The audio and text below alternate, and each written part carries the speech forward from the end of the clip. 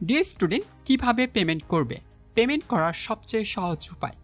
তুমি চাইলে বিভিন্নভাবে পেমেন্ট করতে পারবে। সোনালী ব্যাংকের মাধ্যমে অথবা ডেবিট ক্রেডিটের মাধ্যমে পেমেন্ট করতে পারবে। আরও একটি উপায় রয়েছে, সেটি হচ্ছে মোবাইল ব্যাংকিংয়ের মাধ্যমে। মোবাইল ব্যাংকিংগুলো হচ্ছে বিকাশ, নগদ, রকেট ইত্যাদি ইত্যাদি।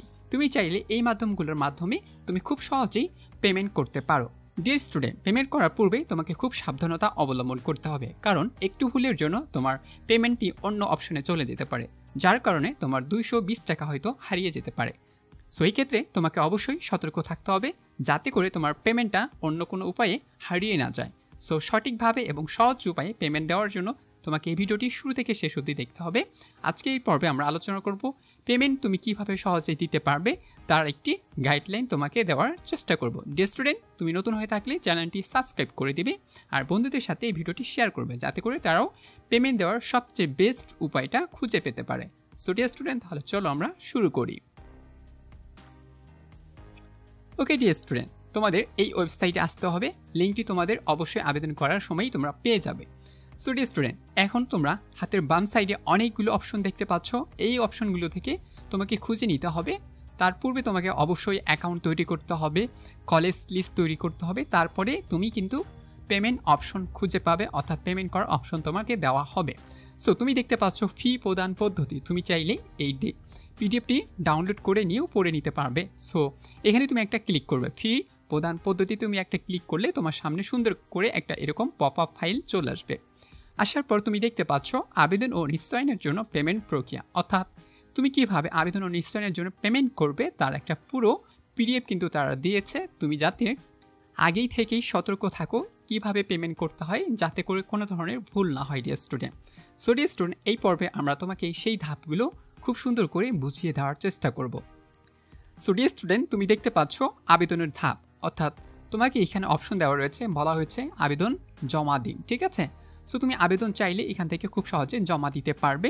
সো তোমাকে এই আবেদন বাটনে ক্লিক করতে হবে। তুমি যখন আবেদন বাটনে ক্লিক করবে তোমাকে এরকম তথ্য দেখাবে যে আবেদনকারীর প্রোফাইল। ঠিক আছে, তোমাকে অবশ্যই আগে প্রোফাইল কিন্তু তৈরি করে নিতে হবে, অর্থাৎ অ্যাকাউন্ট একটি তৈরি করতে হবে।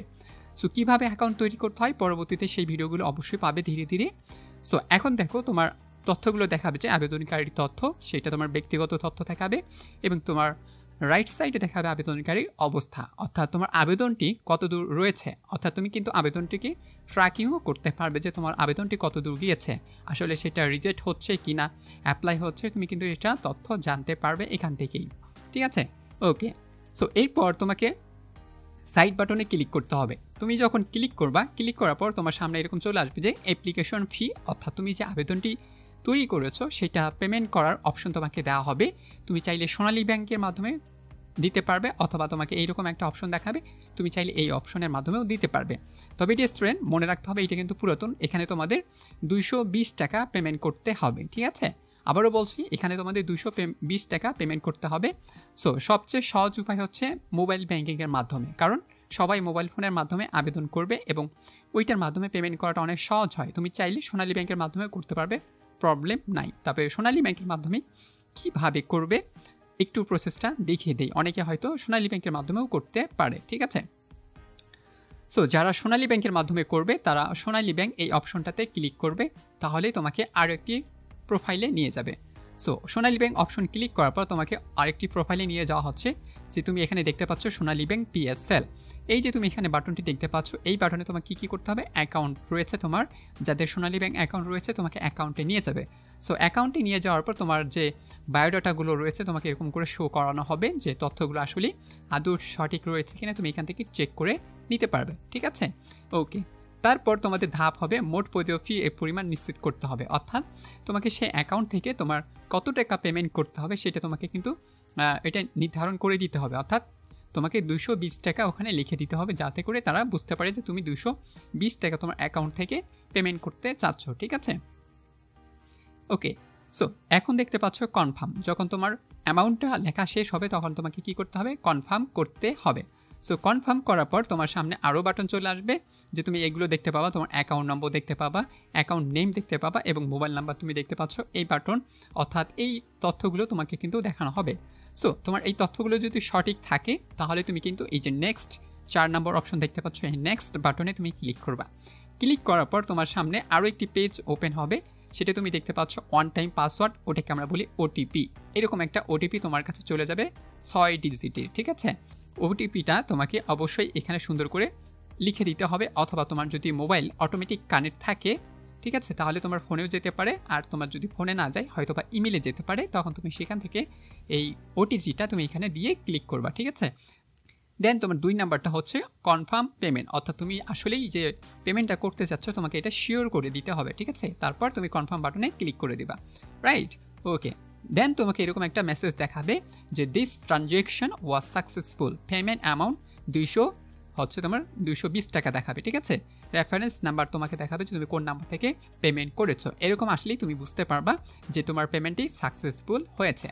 ডিয়ার স্টুডেন্ট, এটি ছিল একটি পদ্ধতি। এখন আমরা আরও একটি পদ্ধতি দেখব যাতে করে তুমি সহজেই তোমার পেমেন্টগুলো করে দিতে পারো। ওকে, এরপর আমরা দেখব ডেবিট ক্রেডিট কার্ডের মাধ্যমে। যারা debit card credit card use করে তারা কিভাবে পেমেন্ট করবে, তাদের জন্য এই অপশনটি রয়েছে। তুমি চাইলে সোনালী ব্যাংকের মাধ্যমে ডেবিট ক্রেডিটের যে অপশনটি রয়েছে এটির মাধ্যমে করে নিতে পারো, অথবা ডাচ বাংলার মাধ্যমে করে নিতে পারো, অথবা এক্সের মাধ্যমে করে নিতে পারো। তোমার যেটা ভালো লাগে, তোমার যে অপশনটা খুব সুবিধা বা সহজ হয়, তুমি সেই অপশনটি ইউজ করবে, ঠিক আছে।